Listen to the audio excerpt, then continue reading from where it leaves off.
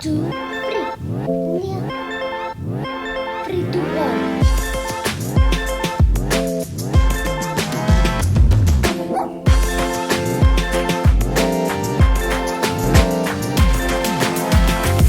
Megan's got me doing a run this morning, and I just don't like running, but you know, the rules. She asked me to work out. I have to say yes.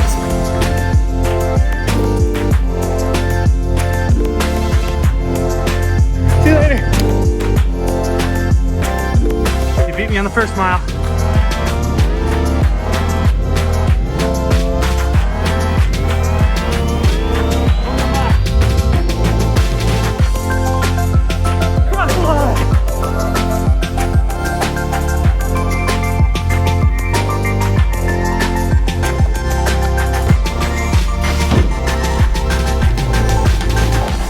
I feel like when Mr. Rogers changes his shoes, except for I'm just changing green hats. I wanted to talk about something that I just saw on Alex Strohl's new resiliency workshop. He just dropped it, I think yesterday or today. I'll link to it in my bio. It's free, so you should go watch it. But one of the interviews that stuck out to me was with Alex's friend, Chris Burkard, who's another adventure photographer. I wrote down what he said because I thought it was kind of profound. He said, more than ever, we need to make sure that our pitches and project descriptions are bulletproof. Even though there's brands that I have great relationships with, like Sony or like Billabong, whomever has worked with me on projects, I still want to come to the table with a good pitch deck that lives out those expectations, because that's the way that creatives communicate, and that's the way that we communicate with them our needs and our desires, right? So that's what Chris said, and I thought that was really, really pertinent to what I'm doing, because what I've just done is created what I'm calling the pitch deck kit. It's 3 templates and a design guide. I had a designer build the pitch deck templates, and you don't actually need this if you are good with design. I suck with design, so I actually paid a designer to make these, and I use these 3 different kits depending on which feel I want, and I can modify the text and the photos and all of that. So if you want to build one of these from scratch and you're very good with design, which I'm not, you can do that on either, I use a Keynote file, and I've also included in my pitch deck kit a Google Slides file. A lot of people who don't have Macs use that. So these are the files that you'll download if you buy my pitch deck kit. It includes 3 different templates here, some links for Google Slide files. I'll just pop that open. So these go to the Google Slide files, and then the most important part, this is the design guide. So it's kind of got exactly every single page what I recommend you put in there, and how I do it. I'm going to kind of walk through the abbreviated version of that so that this video is not 25 minutes long. I'm going to choose the Oregon Coast template to kind of work off of. The Oregon Coast template is not built with very many of my images. That's the first thing that I'll tell you, is that when you're building a pitch deck template, you don't want to build with your own images.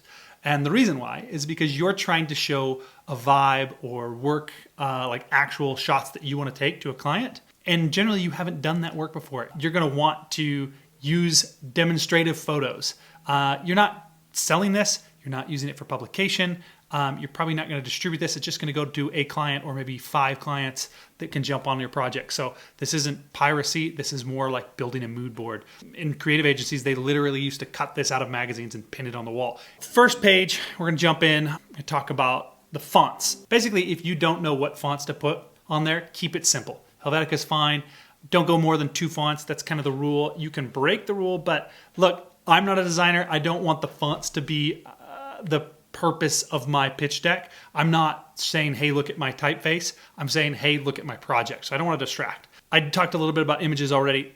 When you're doing images, you want to grab them from wherever you can. So for me, I like to grab my images from 500px, Instagram, Tumblr, Google searches, other photo websites.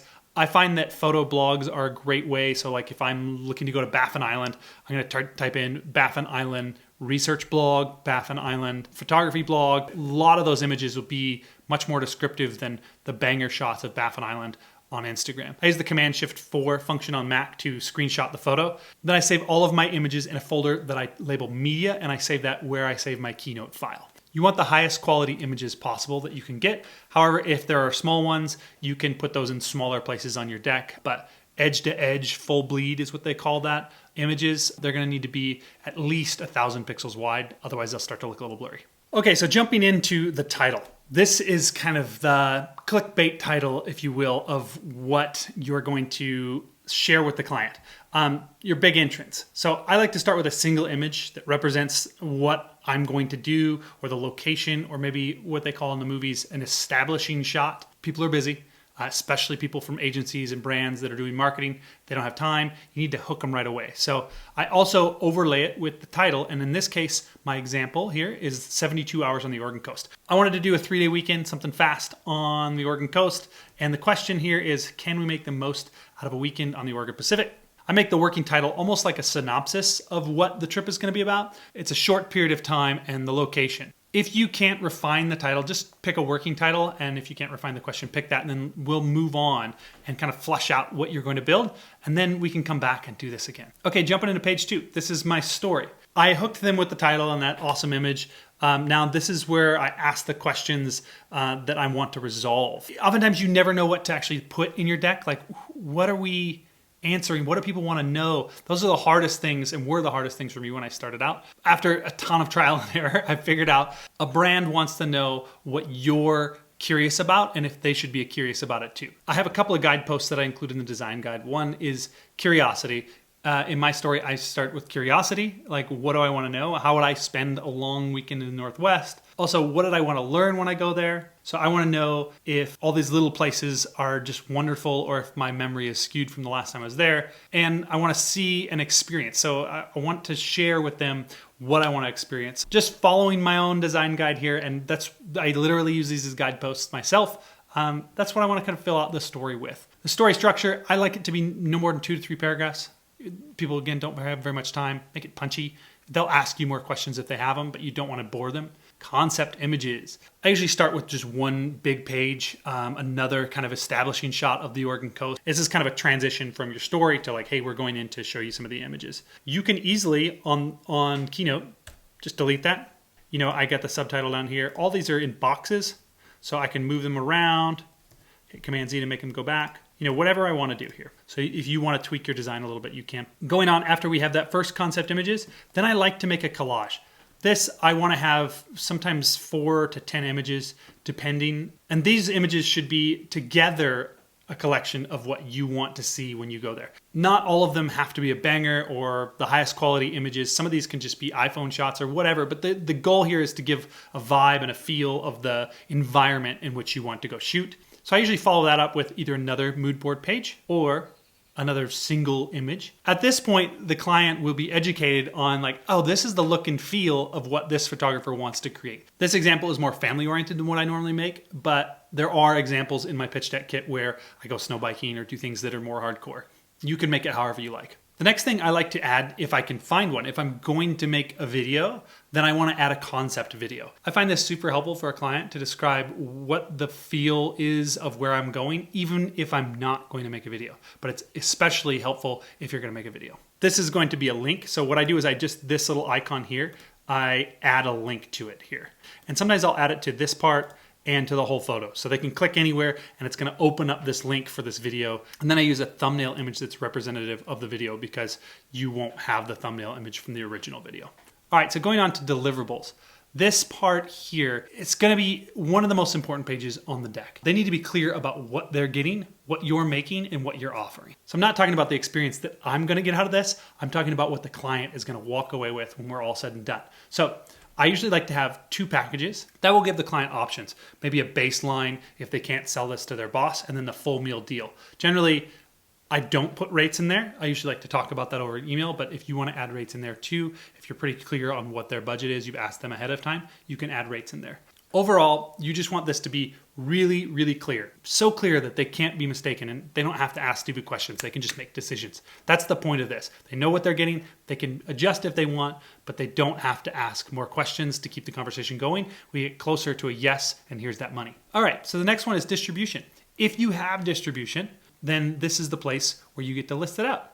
It's easier to sell a project if you have distribution, but some people don't. So if you don't have any, The only thing is just make sure that you're not making this up. This has to be true because you have to deliver on this later. Moving on to my bio. I've created this little bio. You can have somebody else write it for you or write it yourself if you're comfortable with that. The goal is to make it short and sweet so that they can get to know you personally and then have a couple of your favorite images as well as a headshot. I also add a link to my media kit. So when they click on this in the PDF, it brings them to Dropbox folder, or in this case, a Google Drive, where it opens up my media kit somewhere in the cloud. If you have a media kit, do that. If you don't, you should probably make one. If you don't have one made and you just want to rally, make sure you include your website, your Instagram, and any of the work that you've done publicly. This is designed so they can get to know you, what you've done, and what you're all about. Okay, next page, and the final page. Easy enough on this one. Thank you for your time, and let's chat soon. That's how I end them all. You can end it your own special way, but the last page should just be clear, like this is the end. They're not going to keep trying to scroll and find other things. I like to thank them because they are taking time to look at this. At the bottom of this page, I like to include my information and my agent's information there. All right, that's it. We're pretty much done. It's going to take you some time. It's certainly not going to be that fast. And what you're going to want to do now, you're going to want to export this. And the best way to do this is to export as a PDF. Okay, I do it at the best quality, and then what you're going to want to do is save it. I save it on Dropbox. You can save it in a Google Drive, but you want to save it in the cloud. So I'm just going to save this right here in my Dropbox. And then once it's done syncing, you're going to want to go to copy Dropbox link. Okay, and once you've copied the Dropbox link, then you can take it into your email. Email can be a little bit better than that, but then you just link to it like this.